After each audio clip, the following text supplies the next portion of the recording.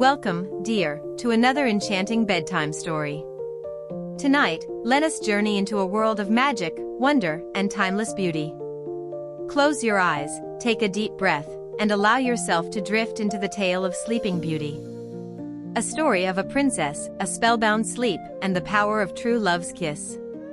So, snuggle in, let your mind relax, and let the story unfold. Long ago, in a kingdom filled with towering castles, lush green meadows, and shimmering rivers, a great celebration was about to take place. The beloved king and queen had been blessed with a child, a beautiful baby girl named Aurora. Her golden curls shone like the morning sun, and her laughter was as sweet as birdsong. The entire kingdom rejoiced. Bells rang, music played, and nobles and villagers alike gathered to welcome the princess. A grand feast was prepared, and a royal decree was sent to invite the three kind and powerful fairies of the land, Flora, Fauna, and Merryweather. With graceful wings and gentle smiles, the fairies arrived at the castle, their wands shimmering with magic. One by one, the fairies bestowed their gifts upon the newborn princess. Flora, dressed in robes of ruby red, stepped forward. With a flick of her wand, she whispered, "Aurora, my dear, you shall be blessed with beauty unmatched. Your golden hair will shine like the sun, and your grace will captivate all who meet you." Next, Fauna, in a dress of emerald green, waved her wand. "Princess, you shall be blessed with a voice as melodious as the nightingale's song. Your words will bring peace, and your laughter will bring joy." Just as Merryweather, the fairy in sapphire blue, prepared to give her gift, a sudden chill filled the grand hall. A gust of wind blew open the castle doors, and in stepped the dark fairy, Maleficent. Draped in a cloak as black as night, with piercing eyes and a cruel smile, she glided toward the royal cradle. "I see I was not invited," Maleficent hissed, her voice dripping with menace. "But no matter, I, too, shall give the princess a gift." Raising her staff high, she declared. On her 16th birthday, before the sun sets, Aurora shall prick her finger on the spindle of a spinning wheel, and fall into a deep, endless sleep. Gasps filled the room. The queen clutched her baby, the king stepped forward in protest, but Maleficent only laughed as she vanished into a cloud of green smoke. With trembling hands, Merryweather stepped forward. "I cannot undo Maleficent's curse," she whispered, "but I can soften it." Waving her wand, she said, "Aurora will not sleep forever. She shall awaken from her slumber with true love's kiss." And so, a desperate plan was made. The fairies took Aurora into hiding, raising her in a secluded cottage deep within the forest, far from the dangers of the kingdom.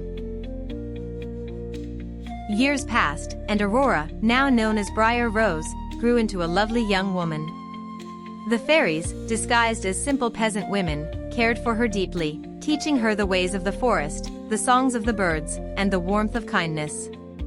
One day, as she wandered through the meadows, her soft voice filled the air with song. Little did she know, a young prince named Philip, on a hunt with his horse, heard her melody and was drawn toward her. Their eyes met, and in that moment, a connection sparked between them. They danced, laughed, and shared stories beneath the golden light of the setting sun. But before they could learn each other's names, the fairies rushed to find Aurora and bring her home. They had realized that today was her 16th birthday, the day of Maleficent's curse. Aurora was heartbroken to leave her mysterious prince, but she obeyed her guardians, unaware of the fate that awaited her. That evening, the fairies revealed the truth to Aurora. She was a princess, and she must return to the castle. Overwhelmed with emotion, she followed them, longing for the love she had just found. Back in the castle, Maleficent had been watching. With dark magic, she lured Aurora to a hidden tower where a spinning wheel awaited. Enchanted, the princess reached out, touching the spindle, and as predicted, she fell into a deep sleep. The kingdom fell into mourning. But the fairies, knowing that true love was Aurora's only hope, sought out Prince Phillip. Yet Maleficent, furious at their interference, captured him and locked him away in her dark castle. With courage and the help of the fairies, Philip escaped. Armed with a magical sword and shield, he rode to the castle, facing Maleficent in her most fearsome form, a mighty dragon. A fierce battle ensued, fire and lightning filling the sky, but with one final blow, Philip struck the beast, and Maleficent was defeated. Philip rushed to the tower where Aurora lay, still as stone. With a deep breath, he leaned in, pressing a gentle kiss upon her lips. The spell lifted, her eyes fluttered open, and the kingdom rejoiced. Hand in hand, Aurora and Philip descended the grand staircase, greeted by their families and subjects.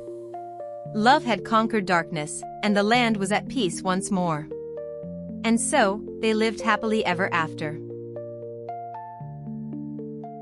And now, dear listener, as our tale comes to an end, may your dreams be filled with magic, wonder, and happily ever afters. Sleep well, and may you wake with the warmth of fairy tale dreams in your heart.